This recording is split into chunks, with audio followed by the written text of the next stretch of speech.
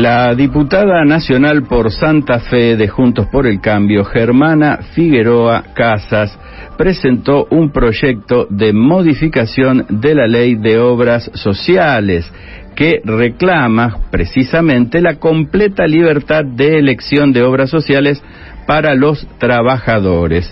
Este derecho a opción está limitado a causa de una medida decretada por el Gobierno Nacional, a través de la cual solo pueden elegir cambiar de obra social luego de transcurrido un año de ingresar a un nuevo trabajo. Para conocer más sobre esto, ya estamos en comunicación telefónica con la diputada nacional Germana Figueroa Casas. Diputada, Rubén Fraga la saluda, esto es Radio Rivadavia Rosario.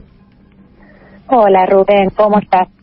Mucho gusto, diputada. Bueno, esto es un tema que no sé si todos los trabajadores o muchos trabajadores conocen que ha sido modificado, porque son estas cosas que se sacan por decretos a veces entre gallos y medianoches y la gente ni se entera, ¿no?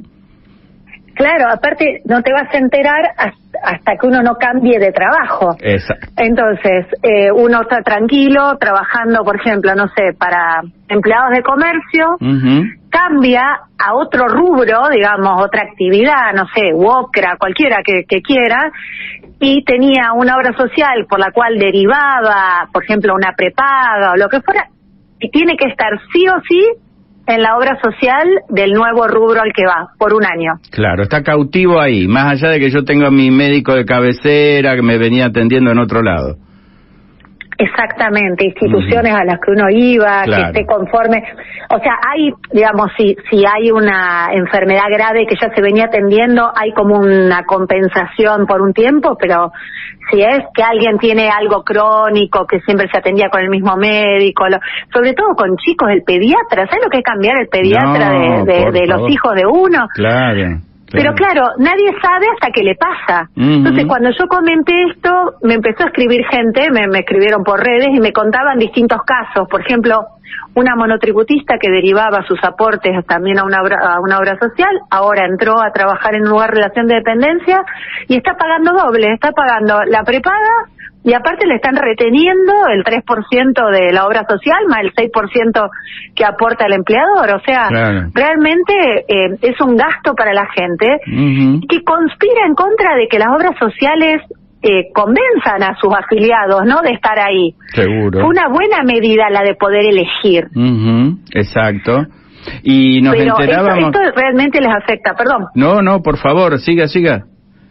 No, que esto realmente son casos puntuales, claro, ¿no? Porque es solamente cuando uno cambia de trabajo que lo va a descubrir. Claro. Pero, entonces por eso, es como que hace un año recién ahora se están enterando a todos los que le va pasando. Eso es lo que le iba a decir, claro, esto se dio, este decreto, el 438/21, fue publicado el 7 de julio del año pasado en el boletín oficial. Estábamos recién saliendo de la pandemia y, como usted dice, la gente se va enterando a medida que va cambiando de trabajo, ¿no? Y se encuentra con esta novedad.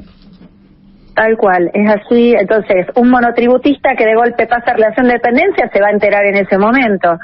Una persona que cambió de rubro se va a enterar en ese momento. Y bueno, es bueno prevenir, avisar, y la realidad es que esto no es el único tema que uno tiene que cambiar, ¿no?, con las obras sociales, con los sindicatos, pero por lo menos algo que funcionaba, que hacía que la gente por lo menos sintiera que eso que le retienen iba al lugar de su elección, no quede cautivo sobre que cambia de trabajo, con todo lo que eso implica, también cambiar de obra social.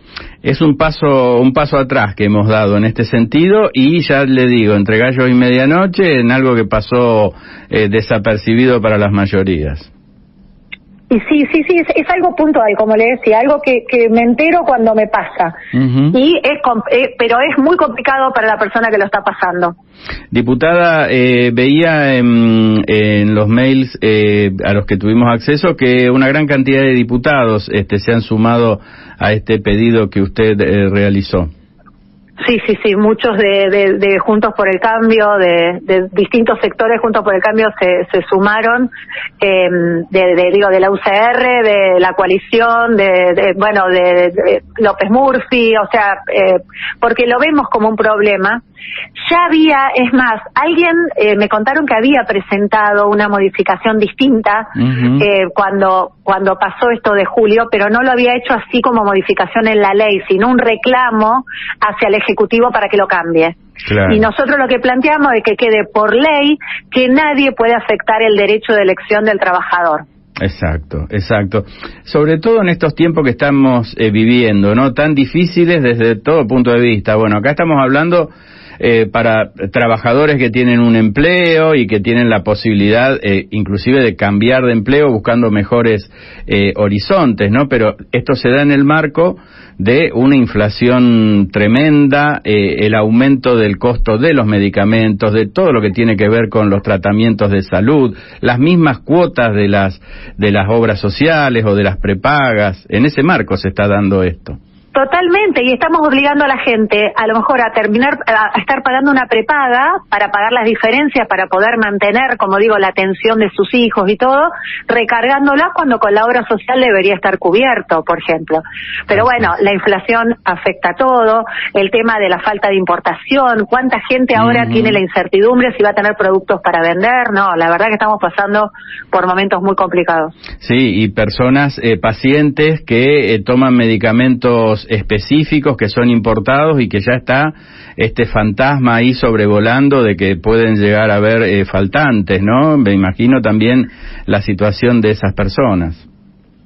Lo peor de todo esto es esta incertidumbre, ¿no? Todo lo que pasó, con el cambio de ministra, que fue todo ese fin de semana tan complicado y esos primeros días también. No tenemos, todo lo que pasó con el gasoil, no se consiguen neumáticos, o sea, realmente estamos pasando una crisis importante.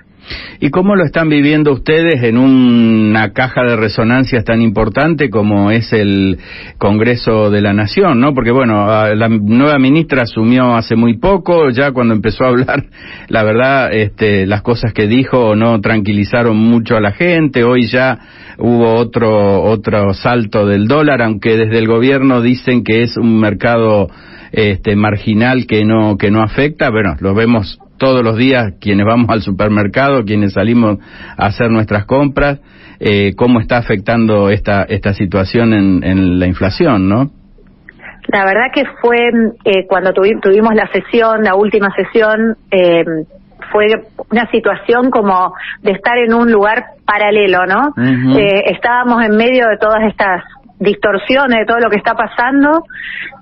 Reclamamos, porque el jefe de gabinete tiene que concurrir periódicamente al Congreso y desde que yo soy diputada desde el año pasado, yo no ha venido a rendir cuentas tampoco. Ha ido al Senado una sola vez, a diputados no ha venido, y queríamos que nos explique, que también convocar a la ministra para que nos cuente por dónde está el plan, ¿no? ¿Qué es lo que están planificando? Prácticamente se enorgullecen del no plan, de no tener un plan, ¿no? Y cuando hablan de que el rumbo no se va a modificar, es el rumbo de no tener un plan. Es una improvisación continua, la verdad que uno le puede dar un tiempo para que se organice, pero me parece que llega un punto que ya tendrían que cumplir. Nos aseguraron que el jefe de gabinete va a venir en agosto, esperemos que sea así. Claro, esperemos que siga siendo el jefe de gabinete, porque también yo recuerdo cuando se produjo el cambio y asumió el actual jefe de gabinete que se hablaba, si no recuerdo mal la frase, era del volumen político que tenía este nuevo jefe de gabinete en reemplazo del anterior, al que terminaron premiando con el Ministerio de Relaciones Exteriores, y la verdad que el volumen político no se vio mucho del jefe de gabinete. No, lo que pasa es que estamos ante un gobierno de doble comando, y eso hace que un día vamos para un lado, otro día para el otro, a la merced de las discusiones que están teniendo el presidente y la vice. Exacto. Y usted decía recién, el jefe de gabinete, desde que usted ocupa su banca, nunca fue a rendir, digamos, a rendir cuentas, en definitiva. Claro, tiene que informar sobre la marcha del país, responder preguntas, no ha pasado. Y es algo que es un común denominador desde el presidente para abajo, porque ellos no dan conferencias de prensa, hablan solamente con los medios de comunicación adictos al oficialismo, donde, bueno, nunca va a haber una pregunta que incomode o que lleve luz a la gente, y transitan una realidad paralela, ¿no? Hoy el ministro Aníbal Fernández se deshizo en elogios al presidente de la Nación, dijo que lo que había realizado el gobierno durante la pandemia había sido un éxito, que había hecho maravillas, había hecho magia el presidente Fernández. Yo no sé si viven en un país distinto al que vivimos el común de los argentinos. Bueno, pero la verdad que no sé dónde hizo magia, porque tuvimos los peores resultados en todo. En todo lo que veas, desde la parte económica, la parte de salud, la cantidad de muertos, todo nos dio mal. Exactamente, exacto. Bueno, eso se refleja en las encuestas, ¿no? Un presidente que ganó con el 48%, que en los primeros meses de la pandemia, cuando demostraba madurez reuniéndose con el gobernador de Buenos Aires, con el jefe de gobierno porteño, y hacían conferencias de prensa conjunta, ese 48% había trepado por encima del 60% y hoy tiene los peores índices de popularidad que ha tenido un presidente en la democracia desde 1983 para acá. La verdad que sí, se siente, pero lo peor de esto es a dónde estamos yendo y cómo estamos yendo. La verdad que ir al, como contabas, ir al supermercado, ver lo que son los gastos, pero aparte, sobre todo, la incertidumbre del que invierte, del que trabaja, del que se levanta a la mañana cada día, de no saber cuánto le van a salir las cosas, cómo va a llegar a fin de mes, es muy preocupante. Y no estamos, porque, digamos, mucho se habla si estamos en hiperinflación o no. No estamos en hiperinflación, estamos a tiempo de frenarla. La ministra dio algunas señales de tomar a lo mejor un poco de conciencia, dijo que iba a frenar el gasto público, los ingresos de personal. Esperemos que esto sea en serio y que nos demos cuenta que si no empezamos a restringir el gasto y, digamos, a ser más racionales y serios, esto no puede continuar. Nadie puede gastar más de lo que gana eternamente. Estamos hablando con la diputada nacional por Santa Fe de Juntos por el Cambio, Germana Figueroa Casas. El panorama es muy preocupante, diputada, y tenemos ahí en el horizonte, que parece muy lejano, el año que viene, 2023, elecciones nacionales. Todo indica que esto ya es un proceso terminado. Hoy sería realmente, hablando en términos de Aníbal Fernández, sería magia o sería un milagro que el gobierno pudiera recuperar la credibilidad perdida de acá a las elecciones próximas, pero todos los focos se ponen precisamente en la oposición, porque todo indica que el año que viene va a haber un gobierno de distinto signo político. La pregunta es, ¿la oposición es consciente de la responsabilidad de la hora? Mira, yo creo que sí, por eso estamos todos trabajando, cada uno desde donde le toca, pensando en planes, en el futuro, en cómo coordinar, porque acá lo más importante es mostrarle a la gente por dónde hay que ir, cómo tenemos que volver a tener un país que se intentó, no se logró hacer, fue todo lo que uno hubiera querido, pero pensar en un país insertado en el mundo, un país que crezca, un país que vuelva a valorar el trabajo y haya incentivos para trabajar y para crecer, y eso es un camino que no va a ser fácil. Somos una alianza, entonces hay que ponerse de acuerdo y sobre todo fijar ciertas pautas que nos muestren para dónde es el camino, así como planteamos que no haya más suba de impuestos, así como planteamos no crear más superestructuras desde el Congreso, ¿no? Las leyes, no generar más gasto público así de personal y estos todos los institutos y nuevas y comisiones, etcétera, que todo el tiempo vienen en las leyes. Hay que, para todos los temas, tenemos que plantearnos un norte y un lugar para dónde dirigirnos. Diputada, en lo que es la interna de Juntos por el Cambio, donde ya hay referentes que han manifestado su decisión de al menos participar, ir a una interna, ¿no?, con aspiraciones presidenciales. ¿En qué sector está referenciada la diputada Figueroa Casas? Yo en el PRO. Bien. Yo soy del PRO y sí, estoy convencida que el presidente va a ser del PRO. Luego, dentro de los candidatos, que son muchos y la verdad que buenos que hay posibles dentro del PRO, creo que ahí tenemos que ver quién está mejor, quién es el que la gente va a apoyar más y encolumnarnos todos con él. Claro, a propósito de eso, bueno, una primera gran discusión sería, y parafraseando el título del libro del expresidente, si va a haber un segundo tiempo de Mauricio Macri u otros de los muchos, como usted dice, referentes nacionales que aspiran a ser presidentes. Bueno, será el turno de ellos. Bueno, yo creo que es el segundo tiempo de Juntos por el Cambio. Dentro de Juntos por el Cambio, bien, yo creo que el PRO puede aportar mucho, pero la UCR, la coalición cívica, creo que es importante que nos coordinemos porque tenemos que estar juntos, ¿no? ¿Usted considera que se aprendieron de los errores de estos 4 años? Porque evidentemente algunas cosas no se hicieron bien para que los resultados de las elecciones, bueno, terminaran dándole la victoria al frente de todos.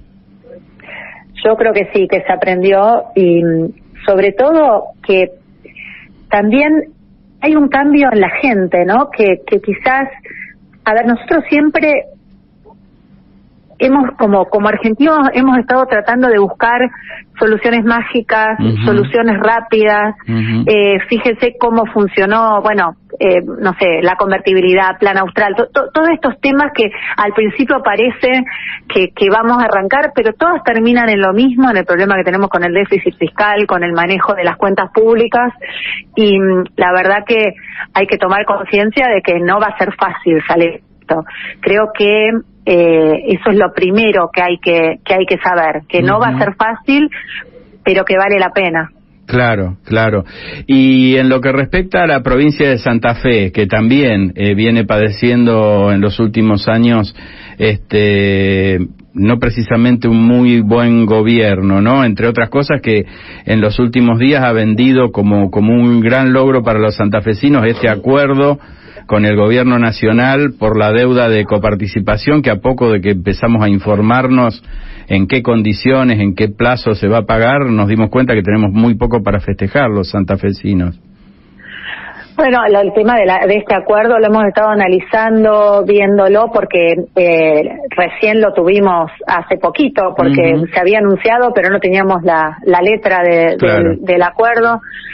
La verdad que lo que tenemos que ver es que, por un lado, vamos a dejar de ser deudores por una deuda para pasar a ser bonistas en un país que nunca ha tratado bien a los tenedores de bonos. Claro.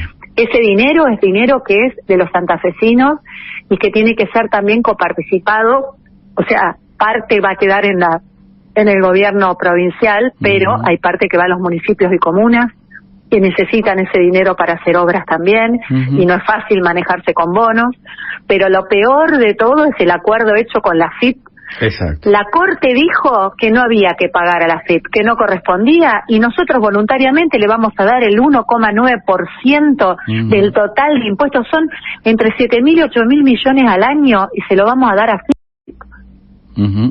Sí, o sea, es cuando teniendo un esfuerzo que hizo todo el arco político en su momento, de todos los partidos, de llevar un reclamo contra el gobierno nacional, se logró, finalmente salió el fallo de la Corte y voluntariamente renunciamos a lo que nos dijeron que era nuestro derecho.